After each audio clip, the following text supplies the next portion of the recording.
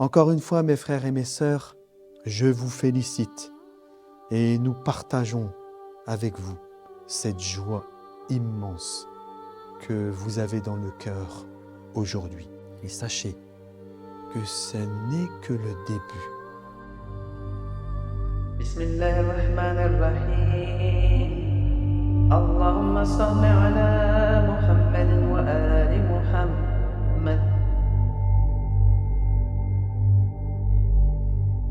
La paix soit sur vous tous, mes chers frères et sœurs, et le plaisir de vous annoncer avec un sourire une information que vous avez déjà eue et qui est la victoire du peuple de Gaza.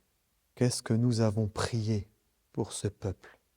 Qu'est-ce que nous avons été touchés par la tristesse qui était leur quotidien. Enfin, la délivrance est arrivée. Enfin, un cessez-le-feu a été décidé. Tout d'abord, à mes frères et sœurs de Gaza, félicitations pour cette victoire.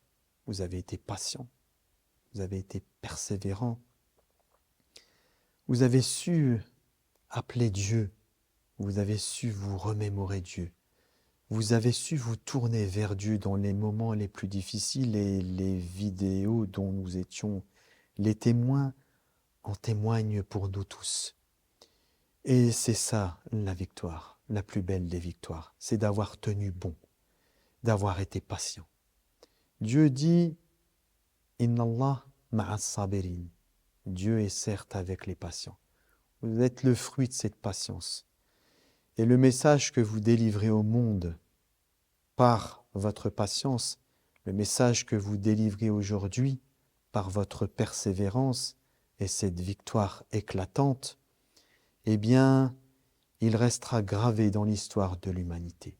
Parce qu'aujourd'hui, vous, peuple de Gaza, là où peut-être même normalement les religieux, que nous soyons chrétiens, juifs ou musulmans ou bouddhistes, nous sommes le fer de lance de la lutte contre l'injustice et le déploiement de toutes les ressources que nous avons pour que la justice se manifeste dans ce monde.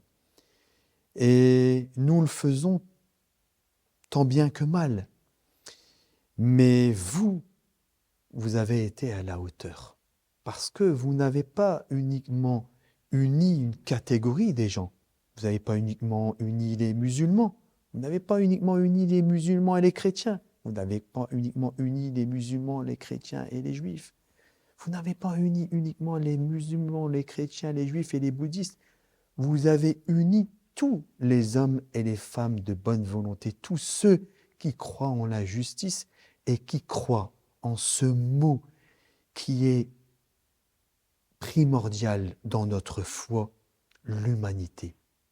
Vous avez uni tous les hommes et les femmes autour de ce concept qui fait de nous ce que nous sommes. Nous sommes des humains. C'est l'humanité qui est au cœur de cette actualité.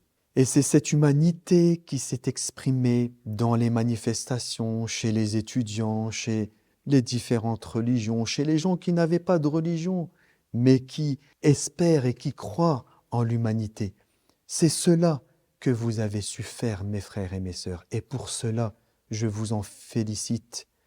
Et nous nous inclinons devant cette manifeste réalité que vous avez su réaliser.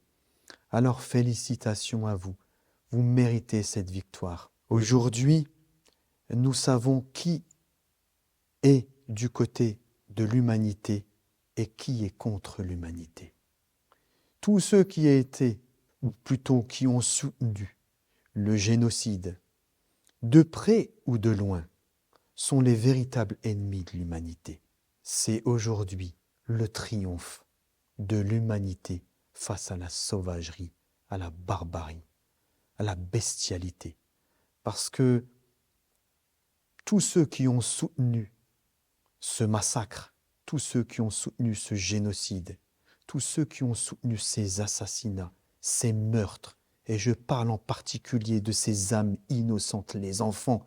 Les enfants, vous ne pouvez pas toucher aux enfants. Tous ceux qui ont soutenu, vous êtes des criminels et vous devrez demain répondre de vos crimes. Vous devrez passer devant les tribunaux internationaux pour rendre compte des décisions que vous avez prises. C'est grave ce qui s'est passé. Et le monde en est témoin aujourd'hui. Alors, demain, le combat continue. La lutte continue. Et elle doit continuer devant les tribunaux internationaux.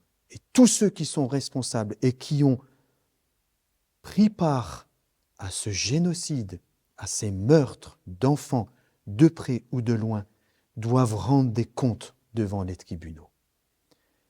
Encore une fois, mes frères et mes sœurs, je vous félicite et nous partageons avec vous cette joie immense que vous avez dans le cœur aujourd'hui. Et sachez que ce n'est que le début de la victoire. D'autres victoires arriveront. Bien sûr, toujours, avant la victoire, il y a des difficultés. Les difficultés, il y en aura toujours. Mais les difficultés, lorsque l'on a la foi comme vous l'avez, elles deviennent une facilité comme Dieu nous l'enseigne dans son Saint-Livre. Alors soyons patients pour les difficultés, les épreuves à venir, parce qu'elles sont que l'introduction à d'autres victoires qui apparaîtront. À très bientôt.